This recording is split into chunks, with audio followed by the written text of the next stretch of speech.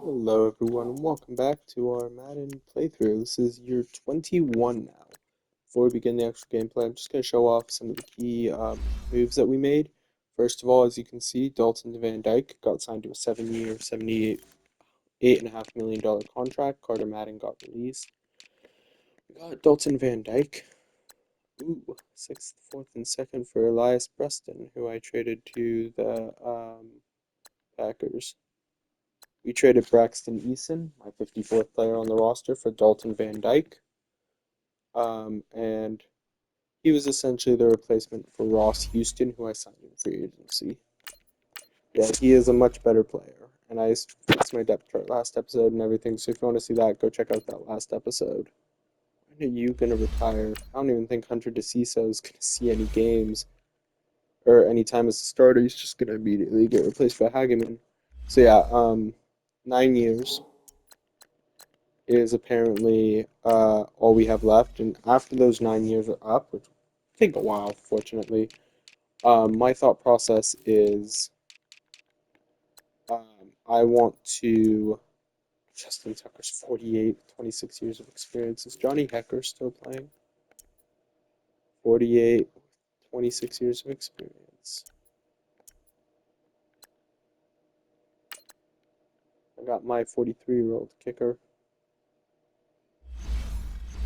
Anyways, basically, what I'm trying to say is, after year 30, I'm probably going to do like their story mode for Madden, and then gonna do a created coach mode. But yeah, it's still way in the future. Anyways, let's show off the Falcons roster. But first, let's show off my O-line.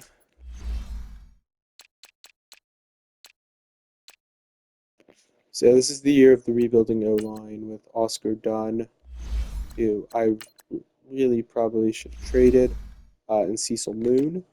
Then I got Barry Ritchie, the only really good player in my O-line. Got Gia Suyak, and Morgan McKee, who I'm going to probably keep around one more year. Malhaf and Dalton Van Dyke. Russell French.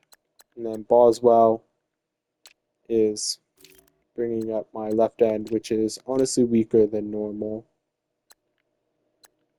Don't talk to me about my D tackle, that's also weaker than normal.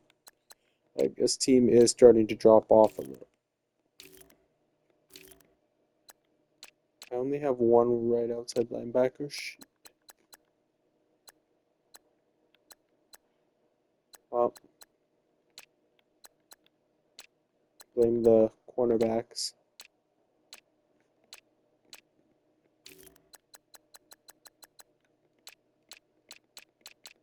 Gotta freaking hope Kiernan doesn't get hurt. So yeah, we're gonna have to have a pretty good draft. So yeah, the Falcons are the second best team in the league behind us, but possibly now third behind the Buccaneers. So we'll see. This was the Super Bowl matchup from last year. That should have happened, but didn't.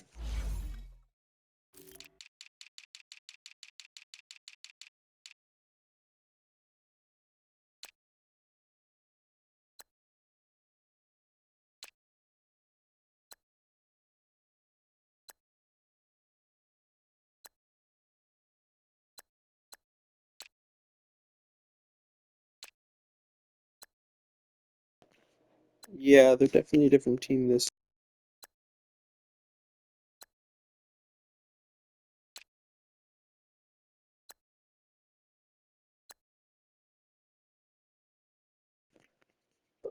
Buzz is that last.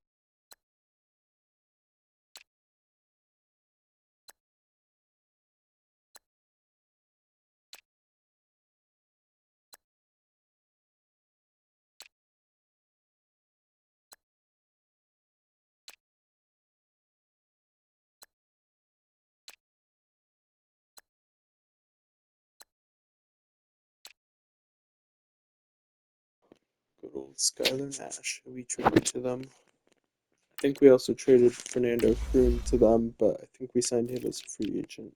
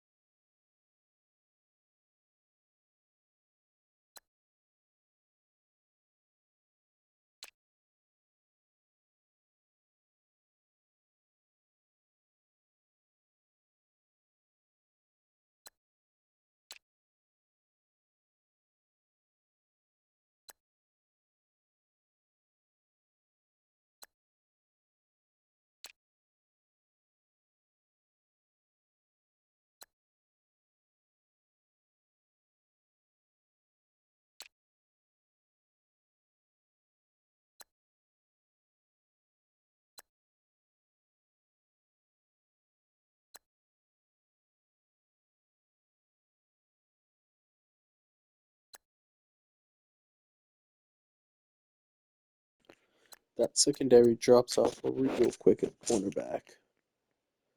Cedric Trainer. Yeah, free safety and strong safety. Yeah, that secondary depth is horrific.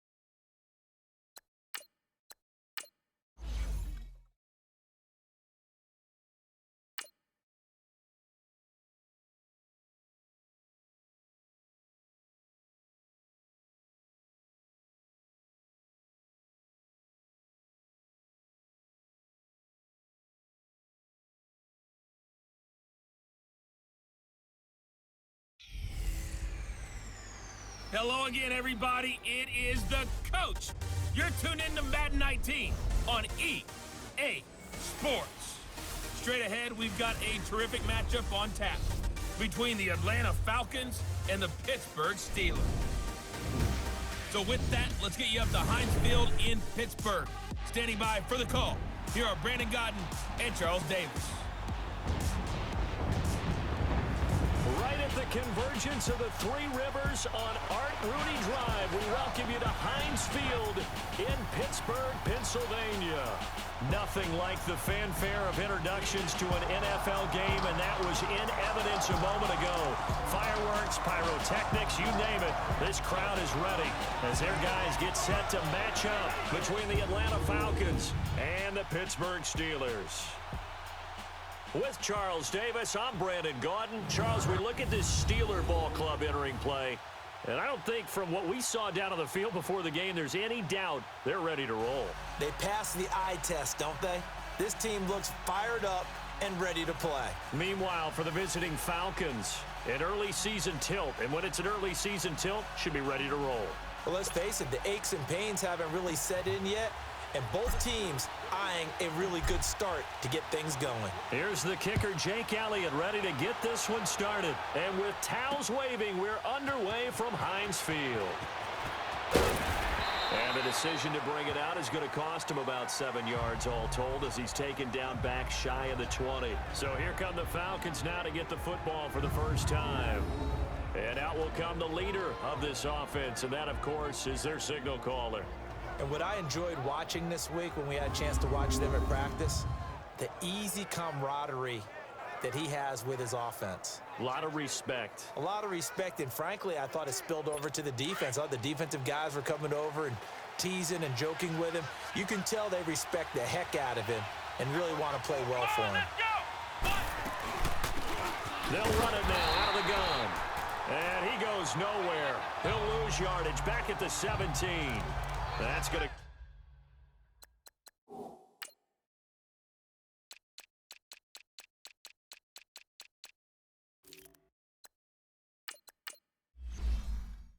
go as a loss of a yard, and it'll be second down.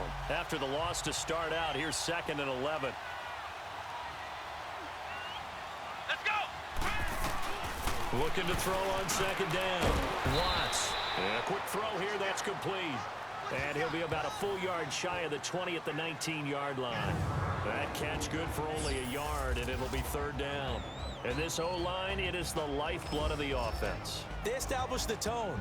Mean, nasty, physical. They can't wait to get after people. That allows the rest of the offense to feel confident. So trouble already here on their opening drive. This is 3rd and 9. Operating from the gun. Watts. And the Steeler pressure too much here. He's going down. Pressure can come from all over when you're plotting a defensive strategy. On that particular play, it just came from the outside. The Steelers send out their punter now. He'll kick it away after a 3 and out on the opening drive of the game. So here are the Steelers now to take over for the first time.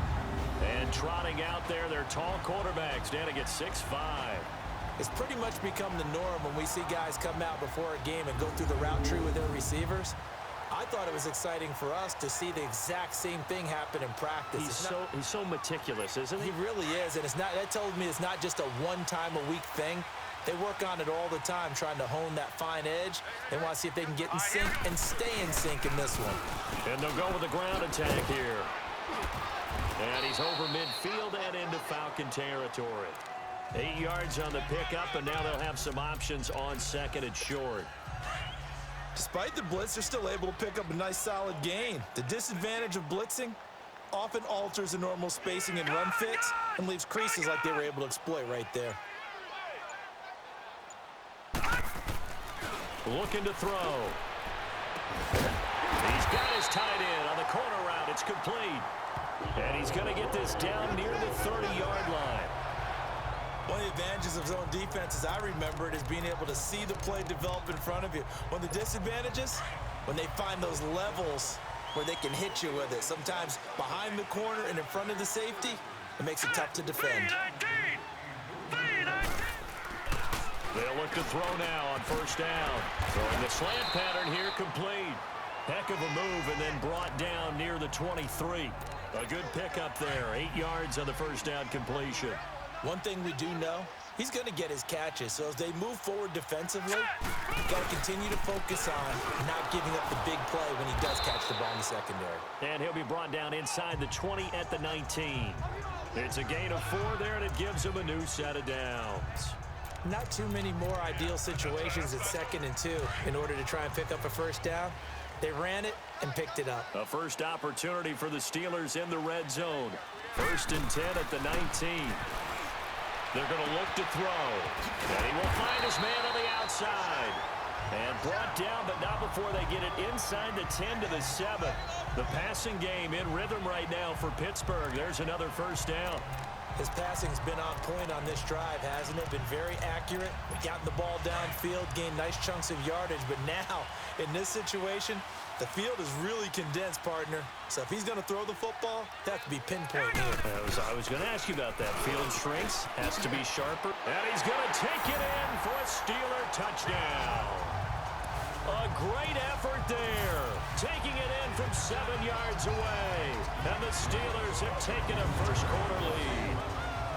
I know we don't talk about it enough, but the intelligence level of the guys up front blocking, the offensive linemen, maybe the smartest guys in football overall. Add in a little bit of athleticism and a whole lot of toughness, you've got a lot to deal with, don't you? That's why the guys in the backfield get them really nice Christmas gifts, right? If they're smart, they do.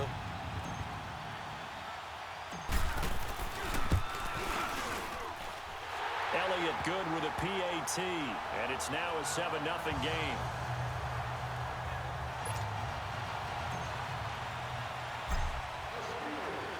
Elliott now to kick this one away.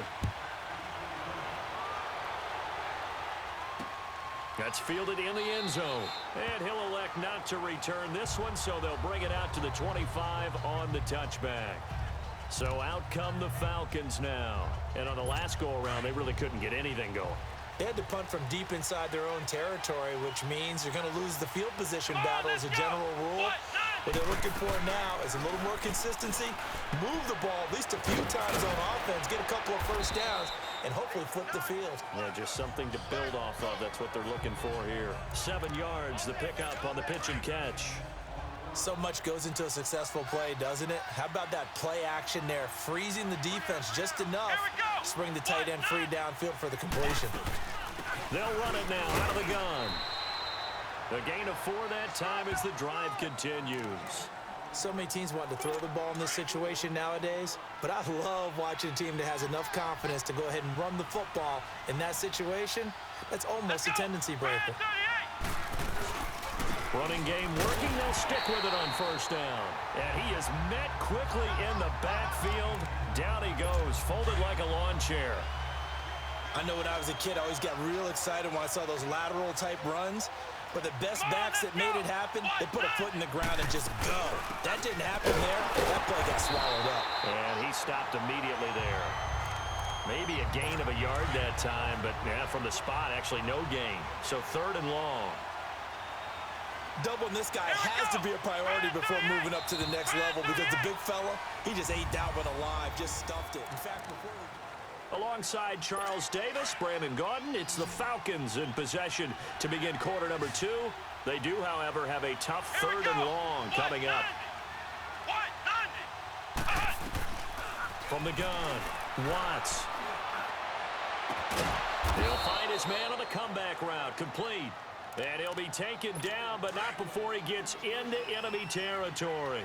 First catch of the new season for him, and he picks up the first. Here we go. And they'll go on the ground.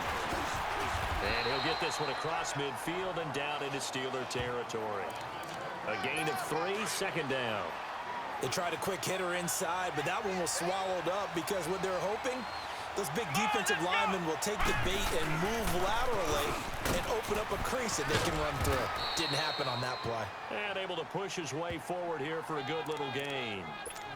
5 yards on the pickup, and just like that, it's 3rd down. And that's one of the reasons you like to blitz even on run downs. It confuses the blocking assignments. It doesn't allow those offensive linemen to get up to the second level. And some good tackling there as he stopped up at about the 41.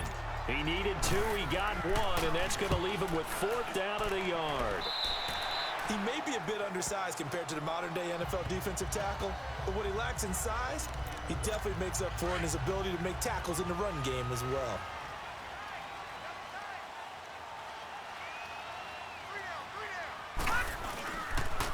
And they'll run it here.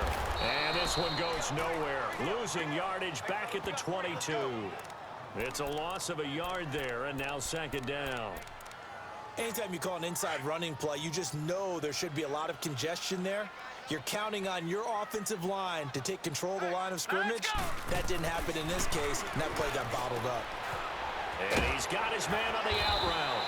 And he'll be corralled right around the 34. First catch of the new season for him, and he picks up the first. I like how they work the tight end on a nice little under route there. And if you're going to give him that much space, he's not even going to catch the football. He's going to run away from you a little bit, and that's exactly what he just did there, picking up extra yardage. And on the ground they go with a running back. And they'll get it up just short of the 45 at the 44. 10 more there and another first down. Coming in, he really liked his chance of having a big year based on a terrific offseason. And runs like that on opening weekend show that he's right.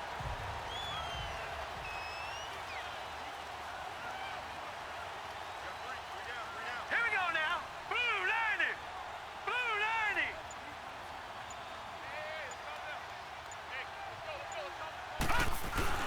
90. Right back to him on first down. And a minimal gain here as he's up to about the 47-yard line.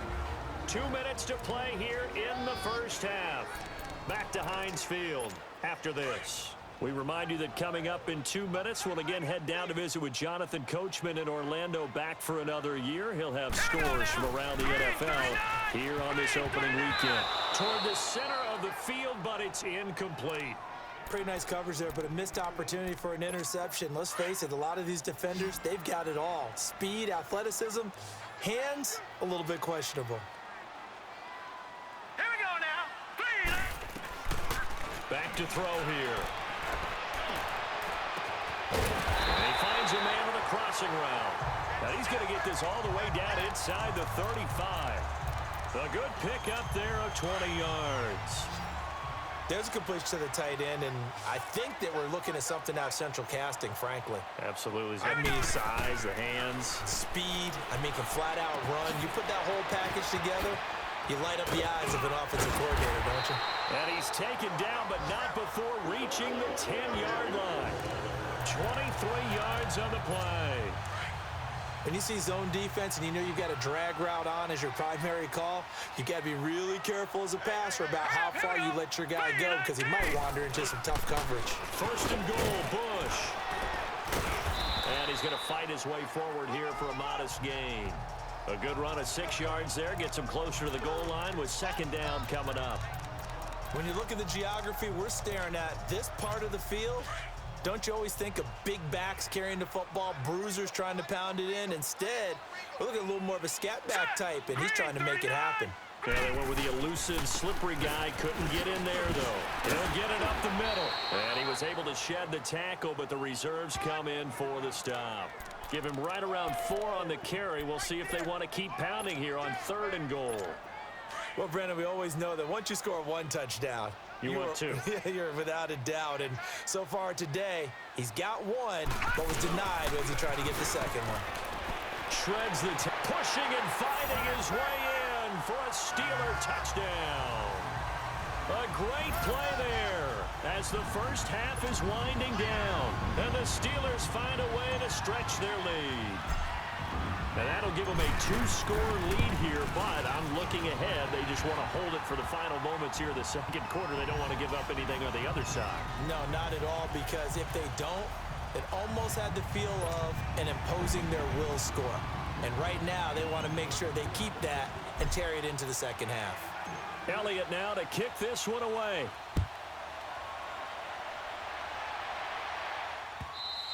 And that'll carry over the back line of the end zone for a touchback. Now the Falcons offense gets ready to head back onto the field. Already down 2 touchdowns here in the first half. This becomes a pretty important drive, doesn't it? It certainly does, and a lot of teams script plays. We know that, right? They have a script to start the ball game, and typically the pressure comes and the Steelers take him down. And now a timeout defensively after that first down play. So they're going to make this offense sweat out half number 1. Got to imagine the pass rush will be equally intense here on 2nd down following the sack. It's 2nd and 18. And they'll try the ground game here with the running back. And they won't fare much better here as he maybe gets back to the line. And now they'll take a timeout defensively. After the 2nd down play, they burn the timeout, making him sweat out the final few ticks here in the second quarter. Come on, let's go! And with time running short here, they'll simply take a knee, and that should do it for half number 1. And they're going to take a timeout defensively. So with 4th down coming up, they go ahead and burn it and say we'll see what happens. Fielded at about the 28. So we've reached halftime here on opening weekend. As we'll send you down to Orlando, and we check in with Jonathan Coachman for our EA Sports Halftime Report. Coach. All right, Brandon, thanks very much. And welcome back to football, everybody. We've got a full slate of 16 games here to start the new season. So let's take our first trip around the NFL. We'll begin our trip around the NFL with an interesting one right off the bat. And it's the Saints who are out in front as that inches closer to halftime. The Saints playing well in their opener, trying to send their sellout crowd home happy. From there, let's head to the foot of the Rockies, Denver, Colorado. Check in on the Broncos. And they trail in that one as it's the visiting 49ers who are out in front. The 49ers looking for the win on the road in Week 1. Lastly, let's head to Paul Brown Stadium in Cincinnati. See what's happening with the Bengals. And they were losers in that one to the visiting LA Chargers. The Chargers get off to a hot start as they get the road victory in their opener. Meanwhile, in our game, it's been a back-and-forth first half. Who can put it together in the second half? For the answer, we turn it back over to our broadcast team of Brandon Godden and Charles Davis. All right, Coach, thank you, and we welcome everyone back for quarter number 3. We'll see if Week 1 fatigue becomes any kind of a factor as we are back underway in the second half. Fielded about a yard deep. And a nice return sets him up pretty good here at the 30-yard line. There again is the running back as he trots onto the field. And he's found the end zone twice, and now I'm guessing he's thinking, hey, let's find it 3 times. And you got to figure from the defensive perspective, how has he gotten there twice? What are we going to do to